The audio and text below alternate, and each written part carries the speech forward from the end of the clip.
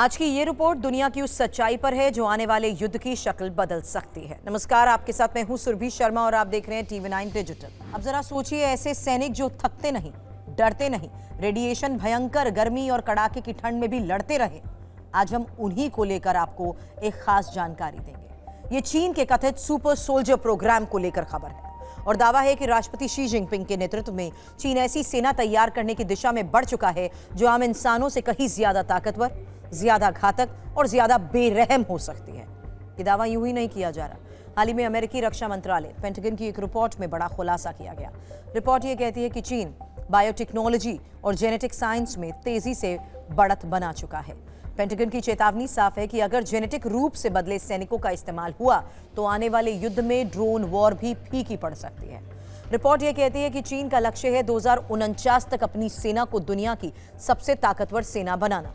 सवाल यह है, सुपर सोल्जर आखिर होते क्या हैं? जानकारों के मुताबिक ये ऐसे सैनिक होते हैं जिनकी शारीरिक क्षमता सामान्य इंसानों से कई गुना ज्यादा हो, जो लंबे समय तक बिना थके लड़े मैदान में डटे रहे, जिन पर मौसम, रेडिएशन या दर्द का भी कोई असर ना हो या असर बेहद कम हो। दावा यह भी कि इन सैनिकों को ऐसे इलाकों के लिए तैयार किया जा सकता है जहां आम इंसान कुछ घंटे भी नहीं टिक सकते। विशेषज्ञ बताते हैं कि जेनेटिक बदलाव के जरिए ही कुछ सैनिकों को रेगिस्तान की भीषण गर्मी झेलने लायक बनाया जा सकता है, कुछ को बर्फीले इलाकों और ठंडे पानी में लंबे समय तक रहने की क्षमता दी जा सकती है। सबसे खतरनाक बात, कुछ सैनिक परमाणु हमले के बाद रेडिएशन का असर भी झेल सकें, ऐसी कोशिशें संभव है। यानी ऐसी फौज जो तब भी लड़ती रहे जब बाकी दुनिया तबाह हो चुकी हो। जानकारों के मुताबिक सुपर सोल्जर बनाने के 3 संभावित रास्ते हैं। पहला तरीका है दिमाग प्लस मशीन, ब्रेन चिप्स, न्यूरोफेंस, यानी इंसानी दिमाग को सीधे मशीन से जोड़ना। इससे सैनिक तेज फैसले ले सकते हैं, ड्रोन या हथियारों को दिमाग से कंट्रोल कर सकते हैं। दूसरा तरीका है जैविक ड्रग्स, ऐसे खास ड्रग्स जो थोड़े समय के लिए ताकत को बढ़ा दें, डर और थकान खत्म कर दें और दर्द को महसूस ही ना होने दें। तीसरा और सबसे खतरनाक तरीका है जेनेटिक बदलाव, सीधे इंसान के डीएनए से छेड़छाड़। यही वो तरीका है जिसे लेकर दुनिया सबसे ज्यादा डरी हुई है। ये पहली बार नहीं है जब चीन पर ऐसे आरोप लगे हों। कुछ साल पहले एक चीनी वैज्ञानिक को जेनेटिक बदलाव कर बच्चों के जन्म के मामले में जेल भेजा गया।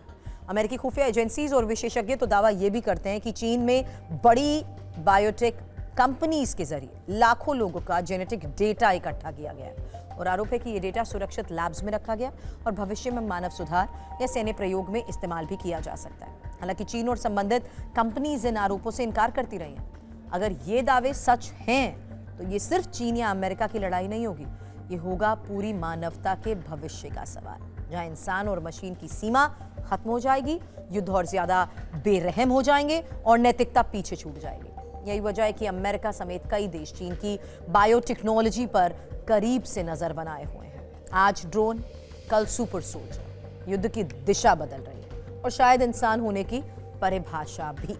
सवाल यह है, क्या दुनिया इस खतरे के लिए तैयार है? और क्या जंग का अगला मैदान अब सिर्फ जमीन नहीं, इंसानी डीएनए होगा? इस खास रिपोर्ट में फिलहाल इतना ही। रिपोर्ट आपको पसंद आई है तो करिए लाइक और वीडियो को करिए शेयर और चैनल को करें सब्सक्राइब।